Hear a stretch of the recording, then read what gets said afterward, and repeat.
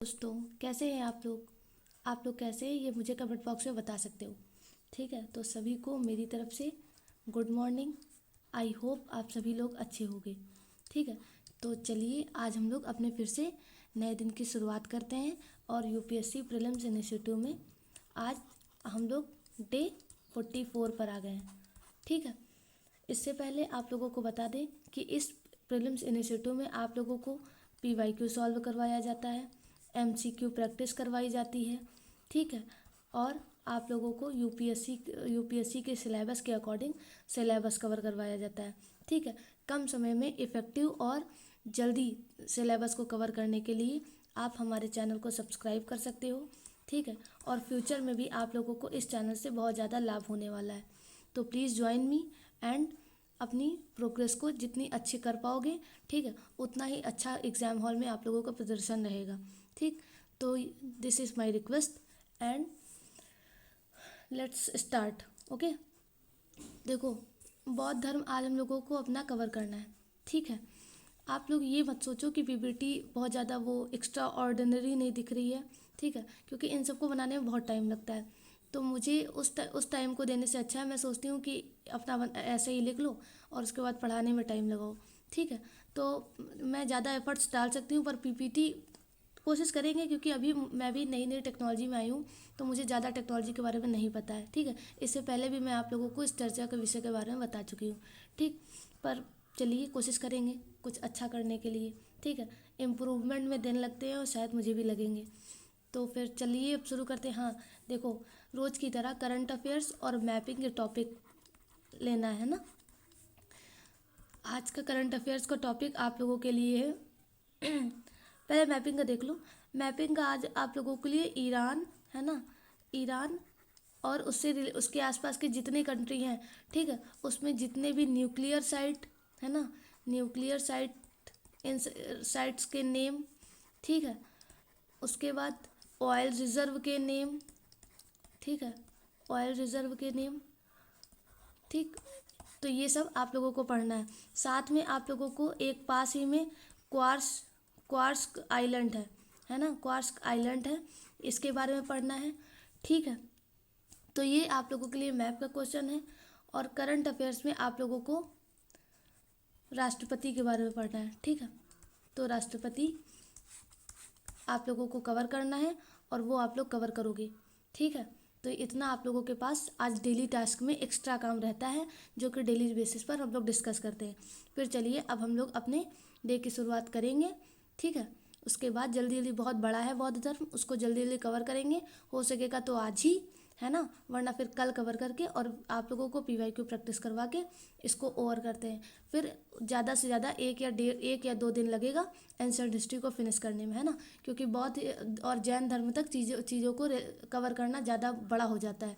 ठीक, चलिए देखिए, बौद्ध धर्म के संस्थापक एवं प्रवर्तक कौन है? गौतम बुद्ध है। और एक बात आप लोगों को और बता दें कि बौद्ध धर्म को पढ़ते टाइम आप लोग महात्मा बुद्ध से चीज़ों को जोड़ कर देखिएगा।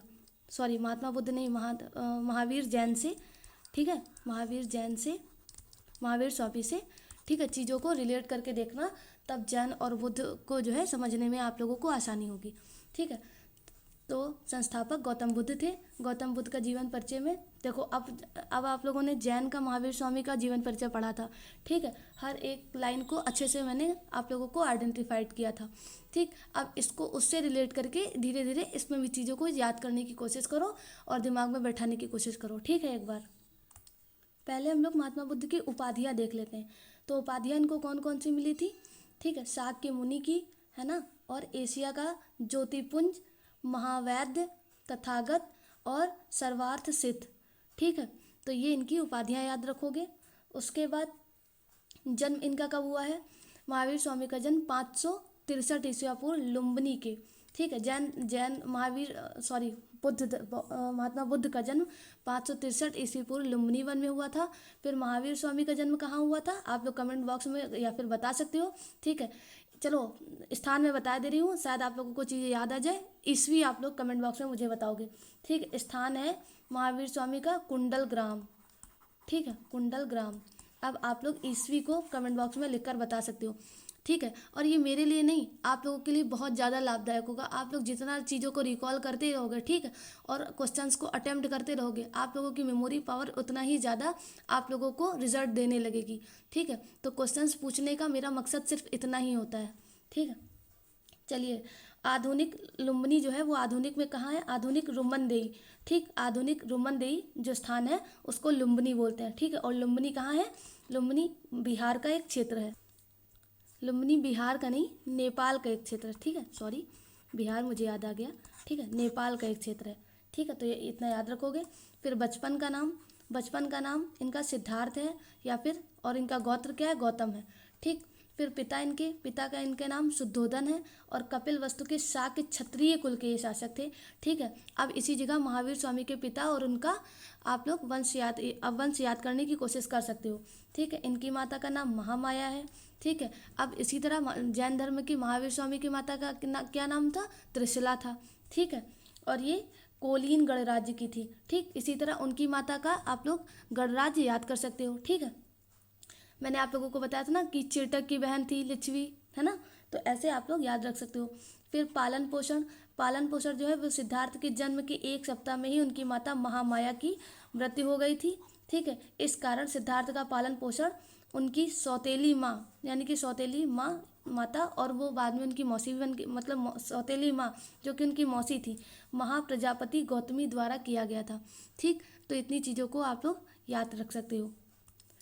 फिर पत्नी उनकी कौन है? महात्मा बुद्ध की पत्नी कौन है? ठीक है, उनकी पत्नी का नाम यशोधरा है, ठीक है। अब इसी जगह आप लोग महावीर स्वामी की पत्नी का नाम याद कर सकते हो, ठीक। अन्य नाम उनकी पत्नी का अन्य नाम क्या था? बिंब, गोपा और भदक्षना, ठीक। पुत्र इनका राहुल है, जिसका विवाह 12 वर्ष के बाद राहुल का जन्म हुआ था, ठीक। और इनके विवाह के 12 वर्ष के बाद राहुल का जन्म हुआ था। प्रतीक इनका क्या है? गर्भस्थ होने का प्रतीक, गज एवं जन्म का प्रतीक, ठीक। जब राहुल हुआ था, ठीक है, तो गर्भस्थ होने का प्रतीक क्या है? गज है, ठीक है। और जन्म का प्रतीक क्या है? कमल है। तो प्रतीक आप लोगों को याद करना जरूरी है, ठीक है, क्योंकि प्रतीक पूछे जाते हैं, ठीक है। चलिए, बुद्ध के जन्म के समय भविष्यवाणी क्या हुई थी? कालदेव, यानी कि इसको कालदेव या देवल, अतीश एवं कौंडिल नामक ब्राह्मण ने बुद्ध के जन्म के समय भविष्यवाणी की थी कि बालक चक्रवर्ती राजा अथवा सन्यासी बनेगा, ठीक है। तो सिद्धार्थ ने गुरु विश्वामित्र से वेद और उपनिषद की शिक्षा ली थी, ठीक। तो अब ये याद रखो, सिद्धार्थ ने गुरु कौन? विश्वामित्र से वेद और उपनिषद की शिक्षा ले रखी थी, ठीक है। अब 4 दृश्य जो सिद्धार्थ ने देखे थे और जिससे उनका मनोपरिवर्तन हो गया था, और वो गौतम बुद्ध यानी कि महात्मा बुद्ध बनने के रास्ते पर चल पड़े थे उन 4 दृश्यों को देखने के बाद, ठीक है। इन्हीं 4 दृश्य को इनके हृदय परिवर्तन का कारण माना जाता है, जो अभी हम लोग अब डिस्कस करेंगे। वो 4 दृश्य क्या है? एक वृद्ध व्यक्ति, ठीक। इन्होंने अपने राज्य की यात्रा करते टाइम, ठीक है, एक वृद्ध व्यक्ति को देखा, एक रोगग्रस्त व्यक्ति को देखा, एक मृतक व्यक्ति को देखा और एक प्रसन्न सन्यासी देखा, ठीक है। ये रथ पर थे और इन्होंने अपने सारथी से पूछा कि ये सब कौन है ना, और ये सब क्या कारण है? तो सारथी ने अपने हिसाब से उत्तर दिए, ठीक है। तो ये 4 कारण जो हैं वो इनके हृदय परिवर्तन का कारण बने थे। अब देखो, महाभिनिष्क्रमण, सिद्धार्थ ने जब 29 वर्ष की अवस्था में गृह त्याग किया तो इसे महाभिनिष्क्रमण कहा गया, ठीक। इसे अश्व द्वारा प्रदर्शित किया जाता है। तो अब इतनी पॉइंट आप लोग याद रखोगे, महाभिनिष्क्रमण तो बिल्कुल याद रखोगे, ठीक है, क्योंकि ये सब इम्पॉर्टेंट चीज़ें हैं, ठीक है। तो सिद्धार्थ ने 29 वर्ष की अवस्था में गृह त्याग किया था, जिसे महाभिनिष्क्रमण कहा गया, ठीक है। तो इनके गृह त्याग करने का एक नाम दिया गया महाभिनिष्क्रमण, ठीक। तो उसको याद रखोगे। अब सिद्धार्थ से बुद्ध बनने की यात्रा कैसी थी? सिद्धार्थ की ज्ञान प्राप्ति की यात्रा को एक बार हम लोग देखते हैं। गृह त्याग के समय सिद्धार्थ ने कंथक नामक घोड़े और छंदक नामक सारथी के साथ गए थे, ठीक है। तो इनके सारथी का नाम छंदक था और इनके घोड़े का नाम कंथक था, ठीक है। यही सारथी था जिससे इन्होंने अपने वो 4 दृश्यों के बारे में डिस्कस किया था, ठीक है। और अनोमा नदी के तट पर अनोवैया नामक स्थान पर सारथी छंदक और घोड़े कंथक को वापस भेजकर सिद्धार्थ तपस्वी वेश धारण करके वैशाली आ गए थे, ठीक है। वैशाली में सांख्य दर्शन के आचार्य अलार कलाम के शिष्य बने और उपदेश ग्रहण किया। ठीक, तो ये इम्पोर्टेंट है। उसके बाद अलार कलाम से सिद्धार्थ ने तप किया, उपनिषदों की और ब्रह्मों की विद्या सीख ली। ठीक है। उसके बाद सिद्धार्थ वैशाली से राजगृह आ गए और यहाँ उद्रक रामपुत्र के आश्रम से पहुँचे। यहाँ उन्होंने योग का ज्ञान प्राप्त किया। ठीक, राजगृह से गया निरंजना नदी के तट पर गए फिर, और उसके बाद वहाँ पर स्थित उरेवेला आए। ठीक, उरेवेला में 5 ब्राह्मण का उन्होंने साथ लिया। ठीक, उसमें से कौन थे? उसमें थे आंज, असजी, बधिर, कौंडिन्य और वप के साथ कठोर तप किया। और इस घटना को बौद्ध कला में 5 हंसी को दाना चुगते हुए प्रदर्शित किया गया है बौद्ध कला में। ठीक है, ये इतना रेलिवेंट नहीं है, पर एक बार स्टोरी वाइज समझ लो चीज़ों को कि कैसे उस टाइम पर वो लोग वो चीज़ें कर रहे थे, मतलब उनके साथ चीज़ें जो हो रही थी वो कैसी उस घटना के क्रम में हो रही थी। ठीक है, जो इम्पोर्टेंट है उसके सामने मैं स्टार लगाती जाऊँगी, आप लोग चिंता मत करो, और सिर्फ वही आप लोगों को पढ़ना है। ठीक है, अब देखिए उरेवेला में ही तपस्यारत ठीक है, तपस्यारत सिद्धार्थ ने सुजाता नामक कन्या से आहार ग्रहण किया, और इस बात से 5 साथियों से बुद्ध का मतभेद हो गया था, और ये 5 ब्राह्मण सिद्धार्थ का साथ छोड़कर ऋषि पत्तनम यानी कि सारनाथ आ गए थे। ठीक है, फिर इसके बाद सिद्धार्थ ने अश्वत्थ वृक्ष के नीचे समाधि लगाई, और सिद्धार्थ को वैशाख पूर्णिमा के दिन 35 वर्ष की आयु में ज्ञान प्राप्ति हुई। अब देखो 29 साल की उम्र में ये घर से निकले थे। ठीक है, और उसके बाद 35 साल की उम्र में इनको ज्ञान प्राप्ति हो जाती है। ठीक है, उसके बाद तपस्यारत महात्मा बुद्ध की तपस्या में कामदेव यानी कि मार ने विघ्न डाला था, जिसके ऊपर बुद्ध ने विजय प्राप्त की थी, और इस घटना को बुद्ध कला में भूमि स्पर्श मुद्रा के रूप में प्रदर्शित किया गया है। तो ये आप लोग याद रखोगे। ठीक है, ज्ञान प्राप्ति के बाद इन्होंने क्या किया? अश्वत्थ वृक्ष यानी कि जो बोधि वृक्ष कहलाया, सिद्धार्थ के बुद्ध कहलाए, और उरेवेला बोध गया चले गए।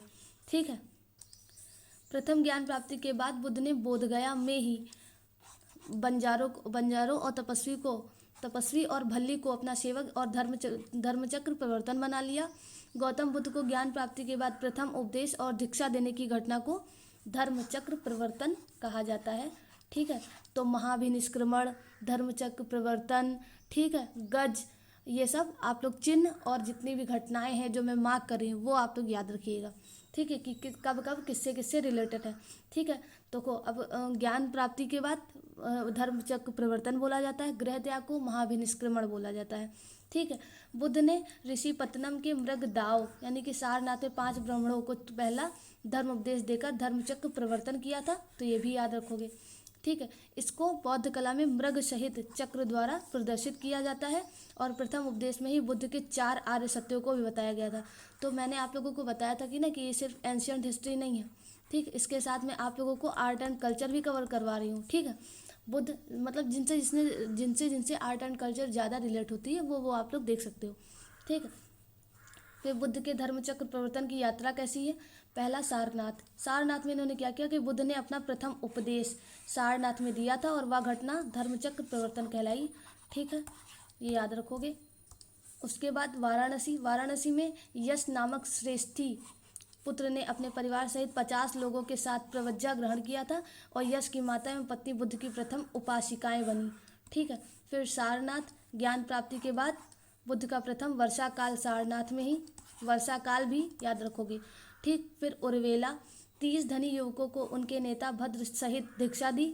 ठीक है, और 3 जटिल कश्यपों और उनके हजारों अनुयायियों को दीक्षा दी थी। राजगृह के बारे में क्या है कि यहाँ सारीपुर और मौदगल्यान को दीक्षित दिया। ठीक, बिंबिसार ने बौद्ध धर्म को स्वीकार किया था, कहाँ पर? राजगृह में ही। ठीक, बिंबिसार का पुत्र अभय भी बौद्ध धर्म का अनुयायी बना था। लुम्बिनी के बारे में क्या बोला जाता है कि अपने परिवार के लोगों को उपदेश दिया था इन्होंने। ठीक है, लुम्बिनी महात्मा बुद्ध का ही घर तो है। ठीक है, तो अपने परिवार के लोगों को भी ये अपने उपदेश इन्होंने दिया था। इनका चचेरा भाई देवदत्त इनका शिष्य बन गया था। ठीक, फिर राजगृह व्यापारी सुदत्त को शिष्य बना लिया था। कपिलवस्तु के बारे में, कपिलवस्तु राज परिवार की सभी स्त्रियों और पुरुषों ने बुद्ध की दीक्षा ग्रहण की थी कपिलवस्तु में। ठीक है, फिर अनुपेय या राजा भद्र के नेतृत्व में आए आनंद, उपाली, अनिरुद्ध एवं देवदत्त को अपना शिष्य बनाया था। ठीक है। और वैशाली के बारे में क्या है बाले वैशाली के बारे में क्या है, यहाँ के लिच्छवी राजवंश ने बुद्ध को कुटाग्रशाला विहार वैशाली के नगर वधु आम्रपाली और आम्रवाटिका विहार दान में दे दिए थे। ठीक है। तो ये कुछ क्षेत्र हैं जो महात्मा बुद्ध से रिलेटेड और उनकी घटनाओं से रिलेटेड डिस्कस किए जाते हैं। कौशाम्बी के बारे में क्या है कि यहाँ शासक वत्सराज, उदयन और बौद्ध भिक्षु पिंडोला भारद्वाज के प्रभाव से बौद्ध बन गए थे। ठीक है। तो ये इतना याद रख सकते हो। बुद्ध ने मथुरा के शासक अवंतीपुत्र को अपना प्रमुख शिष्य बनाया था और मथुरा के बाद क्रमशः चंपा, कंजगल, श्रावस्ती, राजगृह, वैशाली, कपिलवस्तु, पावापुरी और कुशीनगर ये भी इनके प्रभाव में थे। फिर अगर हम लोग बात करें तो बुद्ध ने अपने उपदेश जो हैं वो पाली भाषा में दिए हैं, तो इतना ये याद रखोगे। और साथ ही मुझे कमेंट बॉक्स में जैन धर्म के महावीर स्वामी के उपदेश कौन सी भाषा में दिए गए हैं ये आप लोग कमेंट बॉक्स में रिवाइज करके या रिकॉल करके बता सकते हो। बुद्ध ने 45 वर्ष यानी कि बौद्ध धर्म का प्रचार किया और उपदेश दिए। ठीक है। बुद्ध के वर्षावास एक बार देख लो। बुद्ध ने एक नियम बनाया था कि वह वर्ष का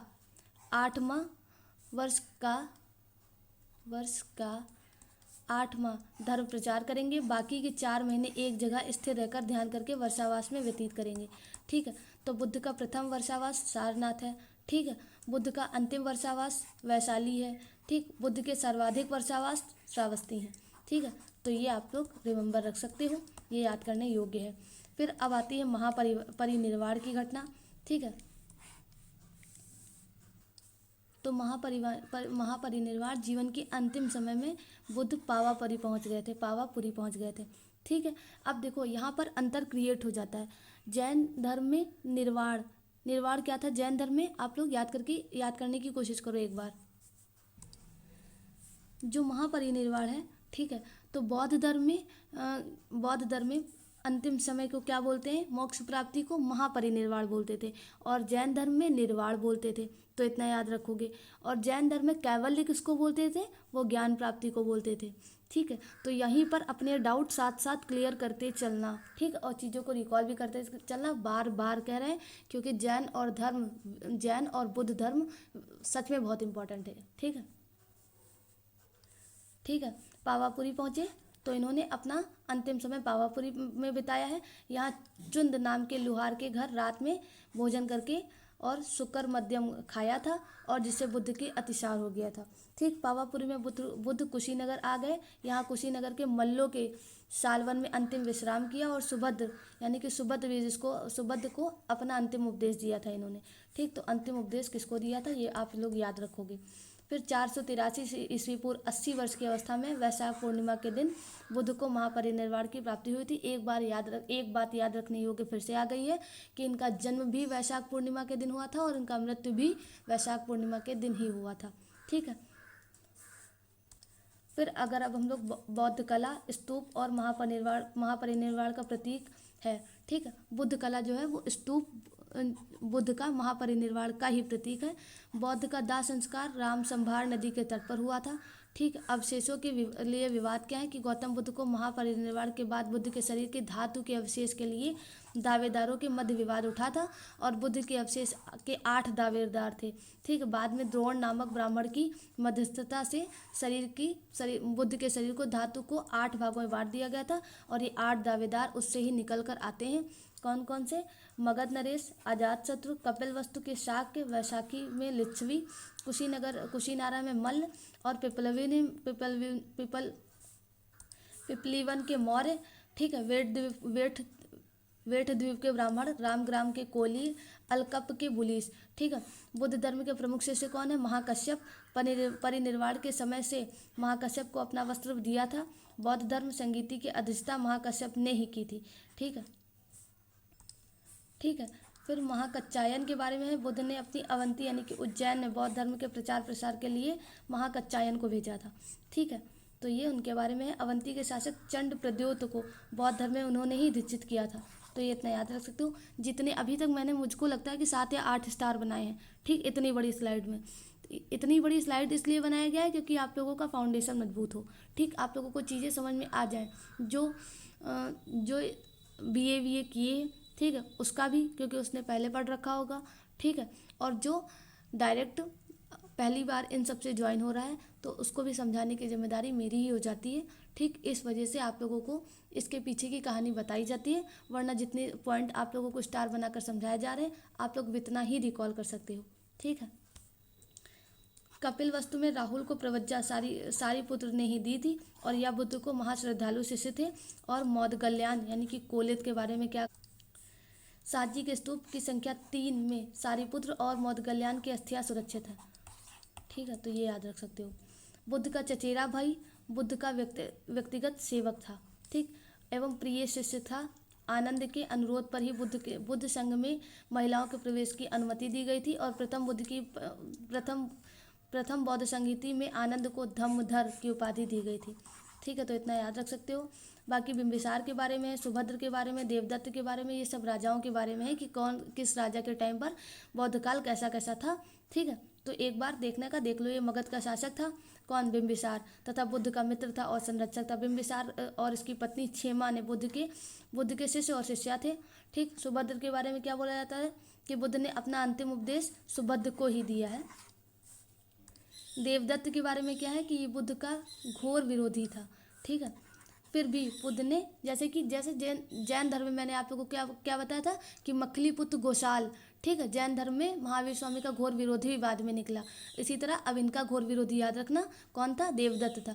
फिर भी बुद्ध ने इसको दीक्षित किया था, और इसने बुद्ध के जीवन काल में ही संघ अध्यक्ष बनने का असफल प्रयास किया था, ठीक है। इसने बुद्ध को मारने के लिए नालगिरी नामक हाथी को भी भेजा था, ठीक है, तो ये भी याद रखना। जिस तरह मखली पुत्र गोसाल ने भी महावीर स्वामी को मारने की कोशिश की थी, ठीक है।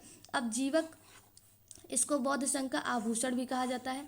यह एक प्रसिद्ध आयुर्वेदाचार्य थे, ठीक, तो इनके बारे में याद रखोगे।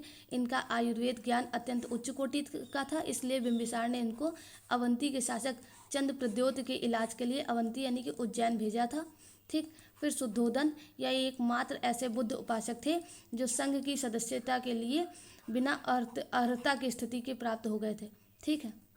फिर राजा प्रसेनजीत के बारे में क्या बोला जाता है कि ये कौशल के राजा थे, और बुद्ध की पहली लाल चंदन की काष्ठ प्रतिमा का निर्माण इन्होंने ही करवाया था, ठीक। फिर अजातशत्रु के बारे में क्या बोला जाता है कि यह बिंबिसार के पुत्र और मगध के शासक थे, और प्रारंभ में ये जैन धर्म के अनुयायी था, किंतु अंत समय में इसने बौद्ध धर्म को स्वीकार कर लिया था, ठीक है। तो बौद्ध धर्म और जैन धर्म से रिलेटेड शासक के बारे में जब पढ़ने को आया जाता है तो हम लोग अजातशत्रु को पढ़ते हैं, ठीक है। फिर अनिरुद्ध के बारे में क्या, यह एक धनी व्यापारी का पुत्र था, और बौद्ध बनने के बाद इसने सब कुछ त्याग दिया था, ठीक। उपाली को एक बार देख लेते हैं। यह एक नाई का पुत्र था, सुनीति या जाति का भंगी था, और यह बुद्ध का प्रिय शिष्य बना, ठीक है। इसी तरह अब अंगुलीमाल के बारे में इंपॉर्टेंट है, ये एक बार देख लो। ये श्रावस्ती का डाकू था, बुद्ध ने इसका हृदय परिवर्तन किया था। तो अंगुलीमाल की कहानी बहुत सारे लोगों को बहुत जगह आप लोगों ने सुनी होगी। छंदक या बुद्ध का सारथी था, ठीक है। फिर अनाथ पिंडक, ठीक है, इसी तरह चीज़ें थीं। अब हम लोग बौद्ध संघ में प्रवेश के नियम थोड़ा देख लेते हैं। संघ में प्रवेश पाने के लिए आयु कम से कम 15 वर्ष की होना आवश्यक था। माता पिता की आज्ञा के बिना कोई भी संघ में शामिल नहीं हो सकता था, पहला नियम ये था।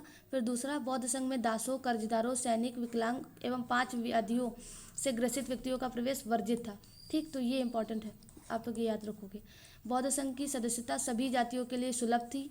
चोर, डाकू एवं हत्यारों का भी प्रवेश वर्जित था। संघ में प्रवेश के समय त्रिरत्न में विश्वास करने की शपथ लेनी होती थी, और 10 प्रतिज्ञाओं को दोहराना होता था, ठीक है।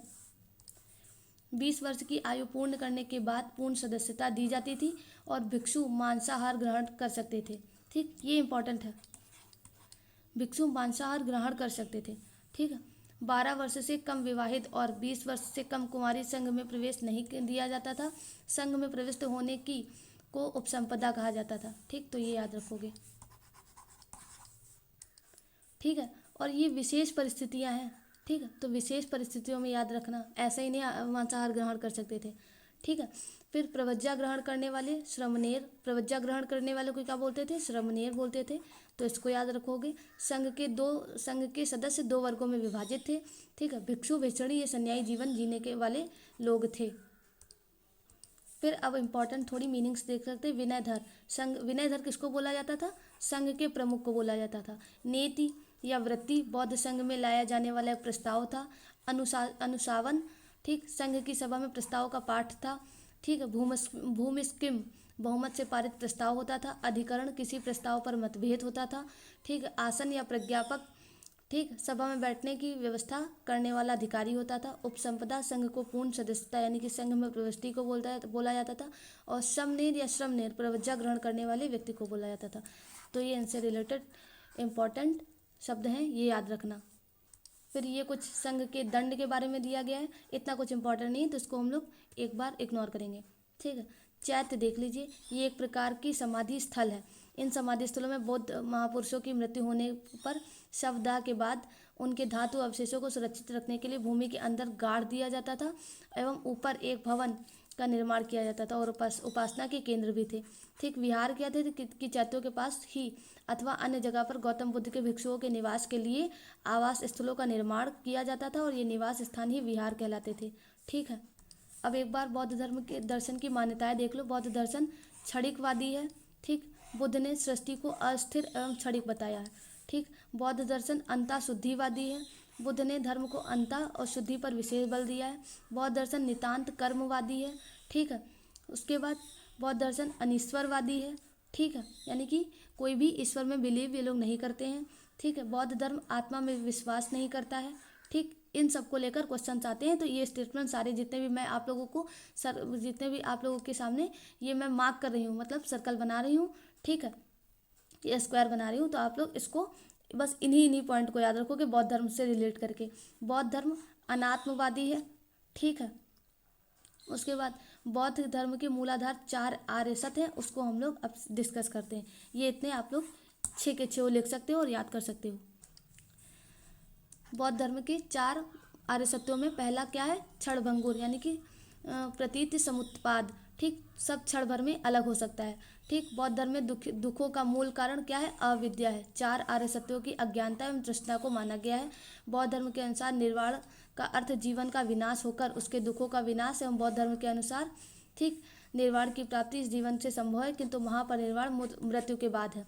बौद्ध धर्म में मानव व्यक्ति को 5 स्कंदों से निर्मित बताया गया, और ये 5 स्कंद कौन कौन से हैं?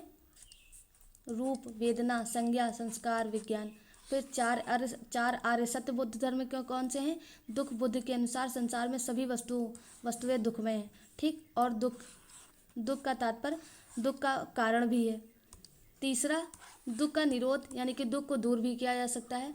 और चौथा, दुख निरोध गामिनी प्रतिपदा, यानी कि चौथे आर्य सत्य में गौतम बुद्ध ने दुख यानी कि तृष्णा के उन्मूलन का मार्ग भी बताया है, ठीक है। तो ये इनके 4 आर्य सत्य हैं। फिर आस्तांगिक मार्ग के द्वारा इन्होंने दुख के दूर करने का मार्ग बताया है, ठीक है। तो इनके आस्तांगिक मार्ग में पहला क्या है? सम्यक दृष्टि, ठीक है, वस्तुओं के वास्तविक रूप का ध्यान करना। दूसरा, सम्यक संकल्प, आसक्ति यानी कि द्वेष एवं हिंसा से मुक्त विचार। सम्यक वाक, अप्रिय वचन मत बोलो। सम्यक कर्मांत, दान, दया, करुणा, विनय, सत्य, अहिंसा और सत्कर्म करना। सम्यक आजीव, सदाचार के नियमों के अनुसार जीवन यात्रा करना।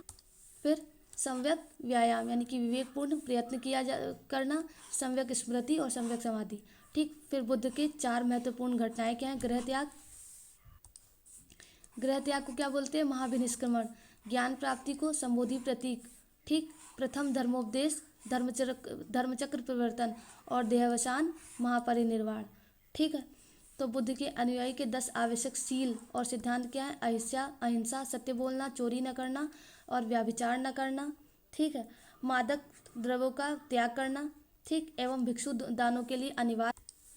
नृत्य संगीत का त्याग करना। असत्य यानी कि दोपहर बाद भोजन का त्याग करना। सुगंधित द्रव्यों से दूर रहना। कोमल शैया पर का त्याग करना और आभूषणों का त्याग करना। अगर इतना सब चीज़ें उन महात्मा बुद्ध के हिसाब से इंसान को सुख पहुंचाती हैं, और इन सारे सुखों का त्याग कर देना चाहिए इंसान को, ठीक है। तो ये महात्मा बुद्ध के हिसाब से चीज़ें थी। ये 10 सील क्या है? भिक्षु यानी कि सन्यासी जीवन जीने के लिए ये 10 सील अनिवार्य थे, और इसमें प्रथम 5 यानी कि गृहस्थों उपासकों के लिए अनिवार्य थे, किंतु अंतिम 5 जो है वो अनिवार्य नहीं थे, ठीक है। तो आप लोग याद रख सकते हो।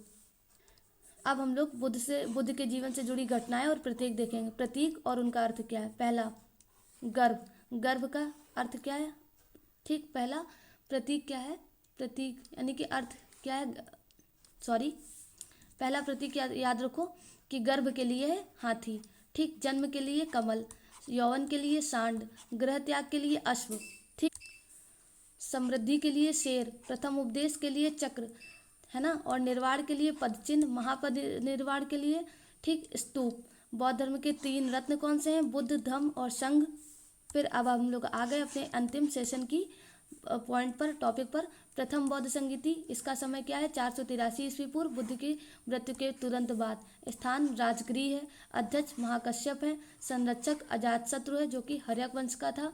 और कार्य क्या है? सुत्त पिटक एवं विनय पिटक की रचना। तो ये इंपॉर्टेंट है, मतलब ये इसके सारे पॉइंट इंपॉर्टेंट ही हैं, ठीक है।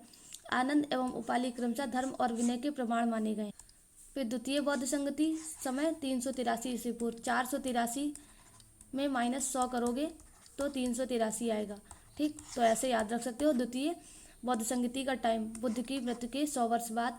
स्थान वैशाली, ठीक। उसके बाद अध्यक्ष सबकामी या सवाकामी या शुभकामी, ठीक, इसी तरह बोलते थे, सावक मीर भी बोलते थे। संरक्षक कालाशोक शिशुनाग वंश का था।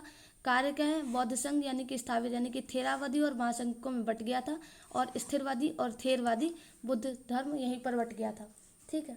फिर अब तृतीय बौद्ध संगति की बात, तो तृतीय बौद्ध संगति 247 ईस्वी पूर्व। स्थान पाटलिपुत्र। अध्यक्ष मोकलीपुत्र, ठीक। संरक्षक अशोक। कार्य अभिधम्म पिटक का संकलन और संघ भेद रोकने के लिए अत्यंत कड़े नियम बना दिए गए थे, और इसकी पुष्टि अशोक के साची सारनाथ एवं कौशाम्बी के लघु अभिलेख से मिले हैं, ठीक। अशोक ने महात्मा बुद्ध के अवशेष को उनके शयन स्थल को खोदकर निकलवाया था, और उनका पुनः विभाजन कर संपूर्ण भारत में 84,000 स्तूपों का निर्माण करवाया। ध्याता है कि नागवंश के तीव्र विरोध के कारण राम गांव के शारीरिक स्तूप खुल कर नहीं पाया था। बस अब थोड़ी देर और चतुर्थ बौद्ध संगीति पढ़ लो, बाकी का कल हम लोग देखेंगे, ठीक। समय 102 ईस्वी पूर्व। स्थान कुंडलग्राम। अध्यक्ष वसुमित्र। उपाध्यक्ष अश्वघोष।